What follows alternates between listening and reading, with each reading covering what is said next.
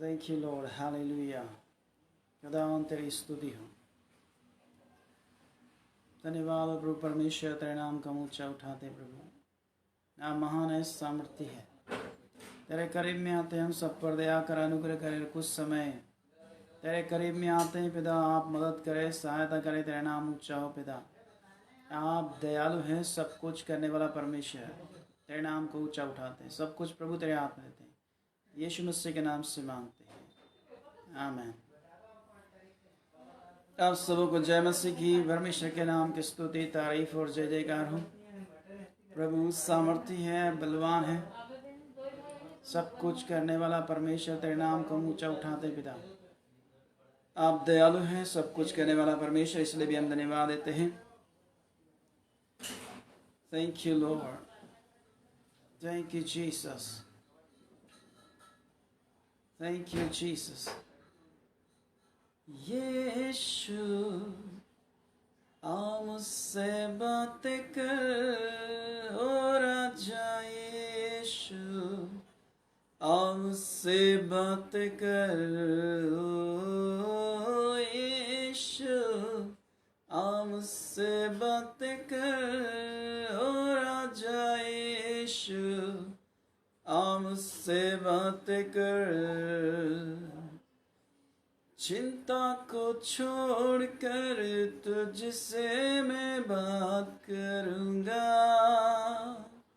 तेरी मधुर और मीठी बोली सुनूंगा। चिंता को छोड़कर तुझसे मैं बात करूँगा, तेरी मधुर और मीठी बोली सुनूंगा। यीशु आ मुझसे बात कर, और आजा यीशु आ मुझसे बात कर। ओ यीशु आ मुझसे बात कर, और आजा यीशु आ मुझसे बात कर। आज परमेश्वर कहें, परमेश्वर हमसे बातें कर, क्योंकि तू महान है, सामर्थ्य है, सब कुछ करने वाला परमेश्वर है। इसलिए उसे कहें, परमेश्वर आज हमसे बातें कर। आज आपका वचन से आप जो कुछ कहना चाहते हैं वो हमसे कहें, लेकिन एक बार फिर कहें, यीशु आ मुझसे बातें कर, और आजा यीशु आ मुझसे बात कर। यीशु आ मुझसे बात कर, और आजा यीशु आ मुझसे बात कर। Thank you Lord. खुदा यीशु मसीह, एक बार फिर आपको धन्यवाद देते हैं। आज आपका कलाम से हमसे बातचीत कर, ताकि आपके नाम की महिमा, तारीफ, जय जयकार कर सके। और कुछ समय के लिए हम तेरे करीब में आते हैं, हमसे बोले, बातचीत करें, और आपकी महिमा, पवित्र आत्मा आप काम करे। सब कुछ तेरे हाथ में देते हैं। यीशु मसीह के नाम मांगते हैं, आमीन। हालेलुया। प्रिय प्रभु के नाम की स्तुति हो, तारीफ हो। और प्रभु ने ये मौका या अवसर हमें दिया है आज का दिन के लिए, इसलिए उसके वचन में हम जाएं कि परमेश्वर का वचन आज हमें क्या कहता है। मैं कुछ बातें यहाँ बोलूँगा, और आज ज़्यादा समय में आपके सामने नहीं रहूँगा, लेकिन फिर भी परमेश्वर के नाम की स्तुति, तारीफ करें, जय जयकार करें। जब तक हम हैं, खुदावंद का हम में दम है। इसलिए परमेश्वर पिता का धन्यवाद है। अक्सर देखा गया है दुनिया में, हर कोई कैसा भी व्यक्ति हो, अगर एक बिल्डर है, मकान बनाने वाला है, तो वह इंजीनियर को बुलाता है और नक्शा बनवाता है। और इंजीनियर नक्शा बनवाता है, नक्शा बना के उस व्यक्ति को देता है। और उस व्यक्ति को देने के बाद जितने भी काम करने वाले होते हैं, या ठेकेदार होता है मकान बनाने वाला, उन्हें वो नक्शा देता है। और नक्शा देने के बाद हूबहू वैसा का वैसा, जैसे नक्शे में अंकित है कि इतनी उसकी लंबाई होगी, इतनी चौड़ाई होगी और इतनी ऊंचाई होगा, क्या 2 मंजिला होगा कि 3 मंजिला होगा, नक्शे में जैसा ही है, बेडरूम कहाँ पर होगा, वॉशरूम कहाँ पर होगा, किचन कहाँ पर होगा, जैसा उस नक्शे में बनाया गया है, बताया गया, वैसा का वैसा ही वह बिल्डर काम करने वालों को बोलता है और वो वैसे ही बनाना शुरू कर देते हैं। आज देखा गया है प्रियो, दुनिया में अलग अलग जगहों में अलग अलग बातें आ रही है। अगर दुनिया में कोई नई बाइक आई है तो कई लोग अपनी कंपनी उस बाइक को देखकर अलग वैसे का वैसे हूबहू बाइक बना देते हैं। प्रियो, इसमें चाइना मास्टर है। इसलिए प्रियो हम याद रखें कि हूबहू जैसा वो देखते हैं वैसा बना देते हैं। आज हेयर स्टाइल का बड़ा चलन है। आज लोग जैसा हेयर स्टाइल देखते हैं सामने वाले का, वैसे ही बार्बर के पास जाते, नाई के पास जाते और उन्हें बोल देते कि इस प्रकार से हमारे बाल या कटिंग कर दीजिएगा, और वो वैसा का वैसा ही कर देता है। या किसी के हाथ में टैटू देखा है तो हूबहू वैसा का वैसे ही वो बोलते इस प्रकार से आप टैटू बना दीजिए, और वैसे ही नकल करना शुरू हो जाता है। अब देखा जाए फिल्म स्टार में, यदि कोई फिल्म स्टार का आवाज का कॉपी करते हैं और वैसा का वैसे ही आवाज निकाल देते हैं, कई बार एक व्यक्ति करीब 9 लोगों का आवाज निकाल देता है। लेकिन मैं आपसे जो कहना चाहता हूँ आप ध्यान से सुनिएगा। परमेश्वर आपसे बात करने पाए, हमारी मन की आंखें खोले। यार, परमेश्वर का वचन जैसे हमें फरमाता है, दर्शाता है। यदि आपके पास कलाम पाक है तो आप उसमें देख सकते हैं,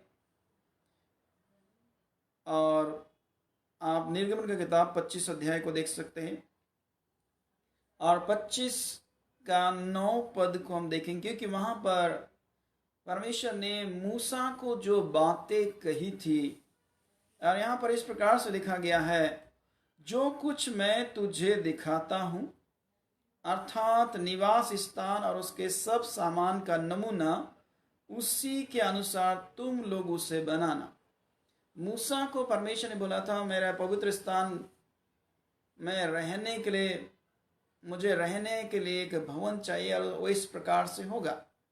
और मूसा को इंस्ट्रक्शन परमेश्वर ने दिया कि वो इस प्रकार से होगा।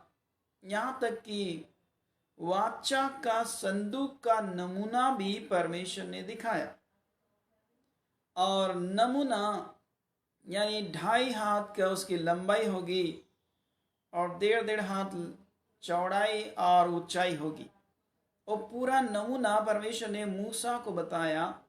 ऊपर यहाँ तक कि याजक का ड्रेस कैसा होगा, वो कहाँ पर पैर धोएगा, हाथ धोएगा, और राख को कहाँ फेंका जाएगा, वेदी कहाँ पर होगी। परमेश्वर ने सारे नमूने बताए, और उस नमूने को लेकर मूसा नीचे आया, और बसलेल करके एक व्यक्ति है जिसने वाचा का संदूक का बनाने का जिम्मा उठाया था, और मूसा ने उसे बोला था, क्योंकि परमेश्वर उसे आत्मा से भरा व्यक्ति था, और वो शिल्पकार था, एक अच्छा कारीगर था, और परमेश्वर ने उसे निर्धारित किया था। और मूसा उसके पास गया कि आपको इस प्रकार से बनाना है, और उसकी लंबाई ऐसी है कि उसने वाचा का संदूक बनाया।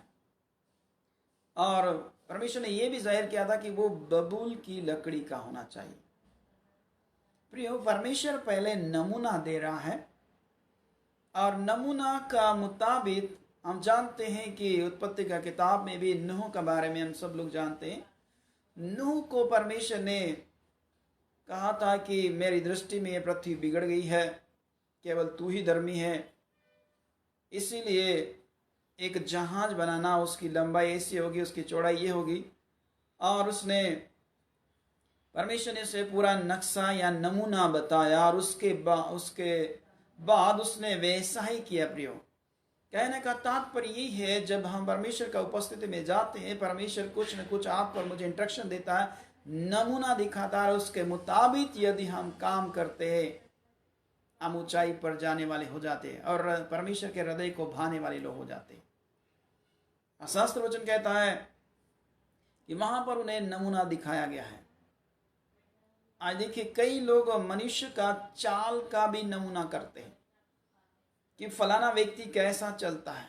ज्यादातर फिल्म स्टार में वो किस प्रकार से बोलता है, किस प्रकार से खड़ा होता है, वो तमाम नमूने के मुताबिक जैसे वो खड़ा होता है, उसका अंदाज कैसा है, वैसे ही वो लोग करना शुरू हो जाते हैं। उसका हेयर स्टाइल भी, यहाँ तक कि वो हाथ में क्या चीज पहनता है, वैसा का वैसा ही वो बनने का प्रयास करते हैं। लेकिन यहाँ पर वो बात नहीं है। मैं आपसे कहना चाहता हूं, यहाँ पर एक अलग बात है। परमेश्वर चाहता है कि उसने जो नमूना दिखाया उसके मद्देनजर ही वो काम होना चाहिए जिससे परमेश्वर खुश हो जाए। इसलिए खुदावंद ने मूसा को नमूना दिखाया कि इस प्रकार से होना चाहिए, और मूसा ने वैसा का वैसा ही जाकर बसलेल को बताया कि वाचा का संदूक में परमेश्वर उतरना चाहता है, लेकिन उसको इस प्रकार से बनाना, क्योंकि परमेश्वर ने वहां पर बताया था कि बबूल की लकड़ी का बनाया जाए, लेकिन अंदर बाहर सोने से मढ़ा जाए और उसके ऊपर बाड़ लगाई जाए। यानी कि पुराना नियम को जब पढ़ेंगे, शास्त्र वचन कहता है कि जब आप घर बनाओ तो घर पर मुंडेर बनाना। परमेश्वर ने सारे निर्देश दे कि इस प्रकार से घर बनाना। वहां पर नूह को भी बताया था कि एक दरवाजा रखना, लेकिन एक खिड़की भी रखना। और यहां पर मूसा को बताया कि उसको सोने से मढ़ा जाए अंदर बाहर, और बाड़ बनाई जाए। और दूसरी बात ये भी कहा था कि 2 कड़े उस तरफ होना चाहिए, दो कड़े इस तरफ होना चाहिए, और डंडे बनाए जाए और डंडों को भी मढ़ा जाए, उसके बाद कड़ों के अंदर डाला जाए और संदूक उसी से उठाया जाए। और कहा गया था कि 2 करूब बनाया जाए जिनके पंख आपस में आमने सामने मिले हुए हो। और शास्त्र वचन कहता है, और खुदावन का कलाम फरमाता है, खुदावन बोलता है जब मैं उतरूंगा। प्रियो याद रखें, आपको और मुझे परमेश्वर ने नमूना दिखाया है। यदि उसने नमूना दिखाया तो उसके मद्देनजर ही हमको काम करना होगा, हमको वैसे ही चलना होगा। शास्त्र वचन कहता है, और भी कुछ बातें मैं आपके सामने रखने के लिए जा रहा हूं, क्योंकि मैं आज ज्यादा समय के लिए आपके सामने नहीं आया हूं, कुछ चंद लम्हों के लिए आया, लेकिन फिर भी हम परमेश्वर के वचन को देखें कि परमेश्वर का वचन क्या कहता है। और देखिए यहां पर यूहन्ना का किताब 13 अध्याय का 15 पद हम देखेंगे, ये बाइबल क्या कहती है। और यहां पर लिखा है, क्योंकि मैंने तुम्हें नमूना दिखा दिया है कि जैसे मैंने तुम्हारे साथ किया है वैसा तुम भी वैसा ही किया करो। यानी खुदावंद यीशु मसीह का यहां पर गवाही है। वो बोल रहे कि जैसा मैंने तुम्हें नमूना दिखाया है। प्रियो, खुदा यीशु मसीह एक नमूनादायक जिंदगी बिताया है। आज कई लोग फिल्म स्टारों का नमूना कर रहे हैं, कॉपी कर रहे हैं, लेकिन हमें उनकी कॉपी करने के लिए नहीं बुलाया गया है। उनका हेयर स्टाइल जैसा बाल हमें रखने के लिए नहीं बुलाया गया है। उनके जैसा कड़ा वगैरह जो कुछ भी नेकलेस है या अंगूठी पहनने के लिए नहीं बुलाया गया, लेकिन हमें कॉपी करने के लिए किसी और का नहीं, लेकिन खुदावंद यीशु मसीह का करने के लिए बुलाया गया। फिलिप्पियों 2:5 के अनुसार जैसा मसीह यीशु का स्वभाव था हमारा भी हो। यानी खुदा यीशु मसीह नमूनादायक जिंदगी बिताया है, और गुनाहगारों को देखकर उसका हृदय पसीज जाता था। उनसे नफरत के बजाय वो प्रेम करता था। उसने नमूना दिखाया कि मैं कैसा चलता हूं, मैं लोगों के साथ कैसा उठता हूं, कैसे बैठता हूं और कैसा व्यवहार करता हूं। मैंने नमूने में दिखा दिया है, यानी मैंने प्रैक्टिकल दिखा दिया है। तुम भी वैसा ही करो। सामरी स्त्री के पास में गया, कुएं के पास, वहां पर उसके गुनाहों के मुताबिक उन्होंने व्यवहार नहीं किया, लेकिन उसके विपरीत किया, और वो महिला पूरी तरह से बदल गई है। कहने का तात्पर्य प्रिय, हमारा रोल मॉडल कोई और नहीं है, खुदावंद यीशु मसीह है। हमको उसके जैसा चलना है, दुनिया का जैसा नहीं, किसी और का जैसा नहीं। जब यूहन्ना के चेले ने बोला कि हमें मसीह मिल गया है, तो यूहन्ना को छोड़कर वो लोग खुदावंद यीशु मसीह के पीछे चले। उसको मालूम है रोल मॉडल ये नहीं है, उद्धारकर्ता ये नहीं है, असली चीज ये है। और वो खुदावंद यीशु मसीह के पीछे चलने लगे। खुदावंद यीशु मसीह ने नमूनादायक जिंदगी बिताई है प्रियो। हमें भी नमूनादायक जिंदगी बिताना है, ताकि दूसरे लोग देखकर स्वर्ग में रहने वाला पिता परमेश्वर की महिमा करने पाए। जिन बातों में वो हमें कोसते हैं, जिन बातों में वो हमें झिड़कते हैं, उन्हीं बातों में हमारे भले कामों को देखकर, जिसे परमेश्वर ने पहले से करने के लिए हमें ठहराया है, उन बातों को देखकर परमेश्वर पिता की महिमा करने पाए। इसलिए याद रखें, नमूना खुदावंद यीशु मसीह ने दिखाया, और उन्होंने ये दिखाया है, एक गाल पे कोई थप्पड़ मारे तो दूसरा फेर दे, ये नमूना है। क्या हम कर पाएंगे? परमेश्वर का वचन साफ रीति से कहता है कि मैंने तुम्हें नमूना दिखा दिया है, जैसे मैंने किया वैसा तुम भी करो। इसलिए प्रिय, परमेश्वर का वचन साफ रीति से कहता है कि जिस प्रकार मूसा को परमेश्वर ने नक्शा बताया है, आज स्वयं खुदावंद यीशु मसीह जमीन पर आया था और उन्होंने एक नमूनादायक जिंदगी बिताई, और नमूनादायक जिंदगी बिताने पर पूरी तरह से दिखा दिया कि इस प्रकार से आप चलो तो परमेश्वर को प्राप्त कर लोगे, वहां पर पहुंच जाओगे। आपको और मुझे वही जिंदगी प्रियो बिताने की जरूरत है कि जैसा यीशु मसीह चलता था, हमें वैसे ही चलने की आवश्यकता है। दूसरे का जैसा नहीं, दूसरे का कॉपी नहीं। गोलियत को मारने के लिए दाऊद राजा, उसको अनॉइंटिंग किया गया था, अभिषेक किया गया था, लेकिन जब शाऊल ने सुना कि एक लड़का गोलियत को मारने के लिए या उसे लड़ने के लिए तैयार है, शाऊल ने बोला उसे बुलाओ, और पूछा गया ये किसका बेटा है। शाऊल को बता दिया गया, और शाऊल राजा दाऊद को, जो बाद में राजा बना शाऊल के बाद, उसने दाऊद को बोला देखो बचपन से वह व्यक्ति योद्धा है, एक अभिषेक पाया हुआ व्यक्ति को, एक व्यक्ति जो नकारात्मक बातें बोलता है, वह बोल रहा है कि वो बचपन से योद्धा है। परमेश्वर उन बातों को नहीं देख रहा है प्रियो, लेकिन शास्त्र वचन कह रहा है कि दाऊद को वो व्यक्ति बोल रहा है वो बचपन से योद्धा है, लेकिन फिर भी अगर आपकी मर्जी, ठीक है आप जाइए लड़िए, लेकिन एक काम कीजिए, मेरा ड्रेस पहन लीजिए। और दाऊद को जब उनका ड्रेस दिया, उनका कवच दिया, शास्त्र वचन कहता है कि दाऊद चल नहीं पाया। कॉपी किया तो सही, लेकिन उसका कवच लिया तो सही, लेकिन लड़का सा था दाऊद, इसलिए वो चल नहीं पाया। तो वो उसने सोचा मैं लड़ूंगा कैसा, अभी तो मैं जो चलने में असमर्थ हूं और लड़ूंगा कैसे। इसलिए उन्होंने उनका ड्रेस का इनकार कर दिया कि जो मेरे पास है वो सफिशिएंट है, मेरे पास सेनाओं का यहोवा है, वही मेरी ढाल है, वही मेरी आड़ है, वही मेरी मुक्ति का सिंह है, वही मेरा ऊंचा गढ़ है। और दाऊद ने शाऊल का एक भी इंस्ट्रक्शन का, एक भी निर्देश का पालन नहीं कर रहा है वहां पे। उन्होंने बोला कि परमेश्वर की सहायता से निश्चय मैं उस पर विजय हासिल करूंगा, उसे यकीन है।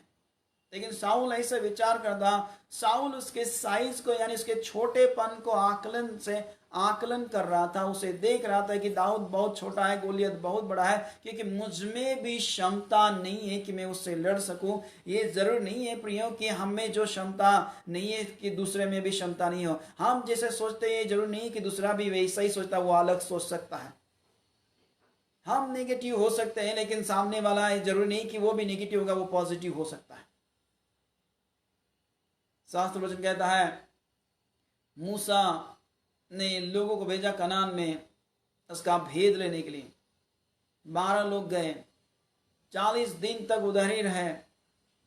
बाइबल नहीं बता रही कि वो किसके घर में रहे, कहां छुप के रहे, लेकिन लौटते समय अंगूर का गुच्छा लाठी पर लटका कर आ गए और जब स्टेटमेंट गवाही देने की बारी आई तो 10 लोग बोलने लगे हम में क्षमता नहीं कि हम उनसे लड़ सके। 40 दिन वहां रहे, अच्छा खाया, अच्छे से रहे, लेकिन वहां पर उनके डील डोल को देखकर डर गए। कई बार हम भी ऐसे ही होते हैं, डील डोल को देखकर डर जाते हैं कि हमारी छोटी बुद्धि से हम छोटा सोच सकते हैं, लेकिन परमेश्वर बड़ा है इसलिए बड़ा सोच रखता है, लेकिन उसका भय मानने वाले भी बड़ी सोच रखते हैं।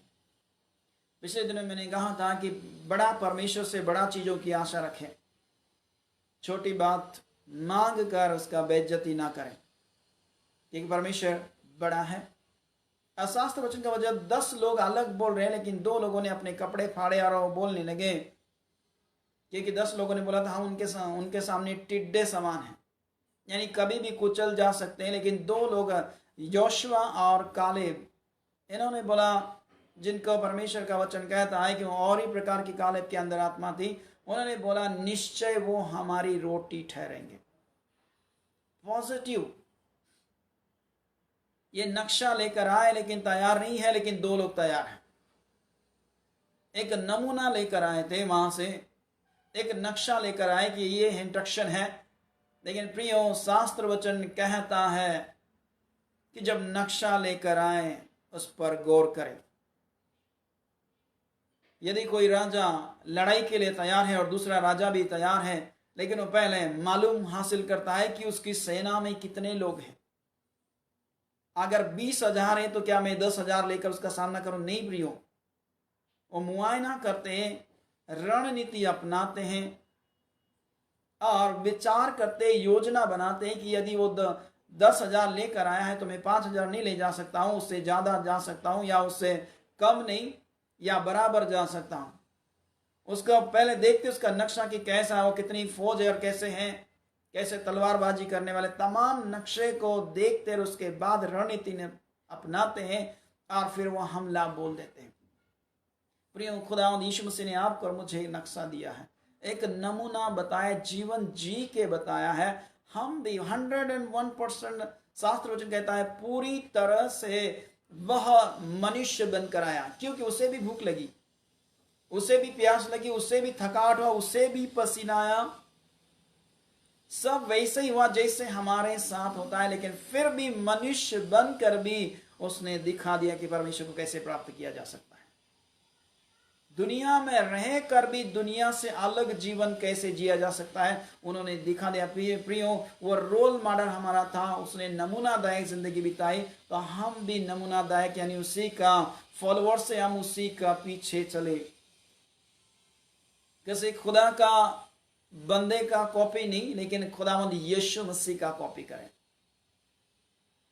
और अगर करते भी हैं तो संत पौलुस ने कहा तुम कम से कम हमारी सी चाल चलो, यानी कि हमने जो बातें तुम्हें बोली है केवल मुंह से ही नहीं, लेकिन हमारे व्यवहार में तुमने देखी, कम से कम उन्हीं का अनुसरण किया करो। पौलुस इस प्रकार से कहता है जो बातें आपने हमें देखी और उन्हीं का पीछा किया करो। नहीं, मैं आपसे वही कहना चाहता हूं प्रियो, एक नमूनादायक जिंदगी हम बिताएं। खुदा यीशु मसीह नमूनादायक जिंदगी बिताया है। आज कई लोग नमूना कैसे मानते हैं, कुछ हीरो लोगों को मानते हैं, हीरोइन को मानते हैं, अलग अलग लोगों को बॉडी शॉडी बनाते हैं, पहलवानों को अपना रोल मॉडल बनाते हैं, यहां तक कि उनकी तस्वीर भी अपने घर में रखते हैं कि मैं इसका जैसा हूं। लेकिन खुदावंद यीशु मसीह का जैसा क्यों नहीं? अर्नल्ड श्वार्ज़नेगर का शरीर को देखकर, उसके डोले शोले देखकर, बल्ले देखकर कई लोग बोलते मुझे ऐसा बनना है, लेकिन खुदावंद यीशु मसीह का जैसा क्यों नहीं बनना चाहते? कई लोग सलमान खान, शाहरुख खान, ऐश्वर्या राय, अलग अलग उनका जैसा हेयर स्टाइल करते हैं, उनका जैसा कॉपी करते हैं, उनका जैसा तस्वीर खिंचाते हैं। कहने का मतलब प्रियो, उनका जैसा तस्वीर खिंचाने से आज कई लोग ताजमहल जाते हैं, आगरा में जाते हैं और ताजमहल के सामने खड़े होकर और तस्वीर खिंचाते हैं, तो तस्वीर खिंचाने से ताजमहल आपका नहीं हो जाएगा, वो जिसका है उसी का रहेगा। शाहजहां ने ताजमहल बनाते समय जिस राज मिस्त्री को नियुक्त किया था, बनाने के बाद उसने उसके हाथ काट दिए ताकि दूसरा हूबहू ऐसा न बना सके। विचार कीजिए प्रियो, खुदावंद भी यीशु मसीह भी ये नहीं चाहता कि हम किसी और का कॉपी करें। खुदावंद यीशु मसीह ये चाहता है कि हम उसका कॉपी करें, क्यों? हमारा रोल मॉडल वो है, उसी के द्वारा हमारा उद्धार हुआ है, उसी के लहू बहाने से, उसी के पीठ पर मार खाने से हमारे घाव चंगे हुए हैं और हम शिफा पाए हैं, हमारे गुनाह माफ हुए, किसी और के द्वारा नहीं। जैसा वो मारा पीटी करते, कई लोग उनको देखकर गुंडा मवाली की तरह गले में रुमाल बांधते हैं। आज एक चलन ज्यादा आया है। एक 16 साल का लड़का को किसी ने गोली मार दिया था और वो टीका लगाया करता था और गले में रुमाल डालते। आज वो दुनिया में नहीं है, लेकिन लोग, सारे लोग उसी का कॉपी कर रहे हैं। जरा विचार कीजिए, आप खुदावंद यीशु मसीह को खिदमत करने वाले लोग हैं। जो नमूना यीशु मसीह ने दिखाया है वैसे ही चले, वैसे ही चले, जैसा वो चलता था वैसे ही देखें जैसे वो देखता था। वो दीवार के पीछे क्या है उन बातों को देखता था। इसलिए प्रियो, याद रखें, आज परमेश्वर का वचन बताता है, जिस प्रकार मूसा को परमेश्वर ने नक्शा बताया, उसी प्रकार मूसा को तो केवल नक्शा बताया है, लेकिन दुनिया में खुदावंद यीशु मसीह आपको और मुझे पूरा दुनिया में प्रेजेंट रूप में आया और बोले नक्शे की जरूरत नहीं है, मानचित्र की जरूरत नहीं है, मैं स्वयं नक्शा बनकर आया हूं और ऐसे जिंदगी जियो। प्रियो, खुदावंद को अभी कोई देख नहीं रहा है, देखा नहीं है, हम उसे प्रकट कर सकते हैं। हमारे व्यवहार में हम उन्हें दिखा सकते हैं, हमारी बोली भाषा में हम उन्हें प्रकट कर सकते हैं। हम दिखा सकते हैं यीशु मसीह ऐसा है, क्योंकि हम जीवित पत्रियां हैं। शास्त्र वचन कहता है हम अंदर बाहर हमारे ऊपर लिखा हुआ जितने भी देखते हैं वो पढ़ते हैं और देख लेते कि हाँ ये जीवित पत्री है और इनमें लिखा हुआ है। हमें बोलने की जरूरत नहीं है मैं सेव फल का पेड़ हूं या मैं मसीह हूं। लोग देखकर आपको पहचानना चाहिए, बोलना चाहिए ये मसीह है। प्रियो, याद रखें, दूर से पहचानना चाहिए। एलीशा को दूर से पहचाना है। उस महिला ने अपने पति को बोला, ये जहां से आया जाया करता है मुझे परमेश्वर का कोई भक्त मालूम होता है। लुदिया ने पहचाना। प्रियो, याद रखें, हम परमेश्वर का प्रतिनिधित्व करते हैं, हम परमेश्वर को रिप्रेजेंट करते हैं हमारे व्यवहार में। एक नमूनादायक, एक आखिरी आयत बोलकर मैं समाप्त करने के लिए जा रहा हूं। यदि आपके पास तीतुस का किताब है 2 अध्याय का 7 पद को हम देखें और वहां पर इस प्रकार से लिखा है, सब बातों में अपने आप को भले कामों का नमूना बना।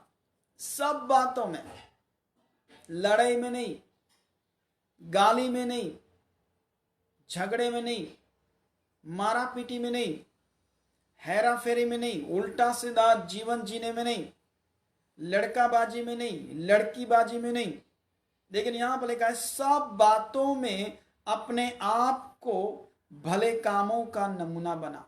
सब बातों में, वो कोई सा भी बात हो सकता है, पढ़ने में, लिखने में, उठने में, बैठने में, सब बातों में, व्यवहार में। गुनाहगारों को ये देखकर न बोलना उस व्यक्ति के समान जिस मंदिर में 2 लोग खड़े थे और एक बोलने लगा, खुदा बाप मैं सप्ताह में 2 बार उपवास करता हूं, 10वांश भी देता हूं, बराबर दुआ भक्ति करता हूं, लेकिन मैं इसके जैसा नहीं हूं, चुंगी लेने वाले के समान। लेकिन चुंगी वाले ने स्वर्ग की ओर आंख भी नहीं उठाया, छाती पीटी और कहने लगा, खुदा मैं बहुत बड़ा गुनाहगार हूं। जो 10वांश दे रहा है, दुआ कर रहा है, उपवास कर रहा है, उसका दुआ को खुदावंद ने नहीं सुना। जो अंदर आकर दुआ किया था, लेकिन जो अंदर भी नहीं आया, बाहर ही खड़ा होकर बोलने लगा मैं बहुत गुनाहगार हूं, परमेश्वर ने उसकी प्रार्थना को सुना है। प्रियो, हम तुलना बहुत जल्दी कर लेते हैं, इसलिए तुलना ना करें कि मैं उससे बेहतर हूं। खुदावंद यीशु मसीह से बेहतर कोई नहीं है। हमारा आकलन ऐसा होता है कि उसके बहुत ज्यादा पाप है, मेरे पास कोई गुनाह नहीं है, मैं एकदम पवित्र हूं। हम ऐसे आकलन करते हैं, लेकिन प्रियो, परमेश्वर जब आंकता है, मूसा के समान लाठी हाथ में थी, बोले डाल दे, नीचे डाला, उसे पता चला मेरा जीवन भी ऐसा ही है। इसे आकलन ना करे प्रियो। खुदा यीशु मसीह ने हमें रोल मॉडल दिखा दिया है, नमूनादायक जिंदगी बिताना है।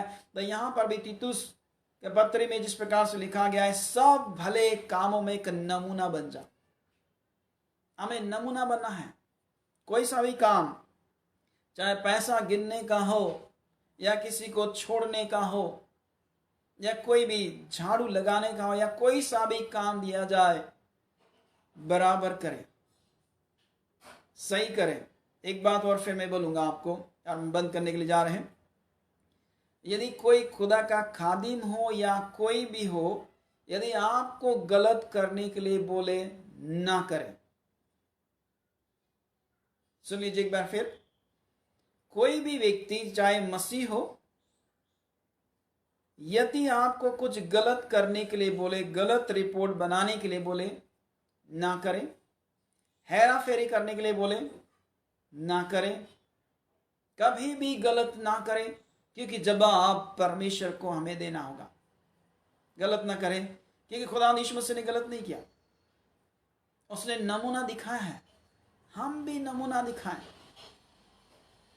जब खुदावन खुश हो जाएगा प्रियो, इसलिए परमेश्वर का वचन ये कहता है कि उसने नमूना दिखाया है। हम भी नमूनादायक जिंदगी बिताएं, ताकि एलिया को देखकर एलिशा उसके पीछे लग गया, पौलुस को देखकर तीमुथियुस उसके पीछे लग गया, मूसा को देखकर यहोशू पीछे लग गया। क्यों? मुझे ऐसा बनना है।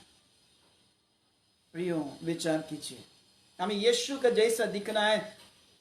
जैसे साधु सुंदर सिंह को देखकर लोग बोलते ये बोलता ही ऐसा नहीं है, लेकिन ये दिखता भी खुदावंद यीशु मसीह के जैसा ही है।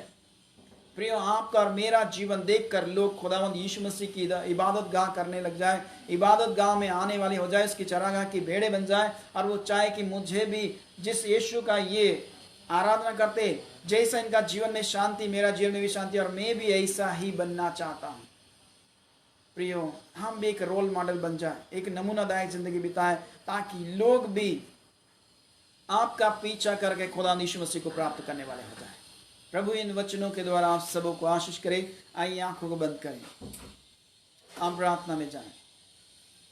खुदा यीशु मसीह, हम आपको धन्यवाद देते पिता, आप सामर्थी हैं।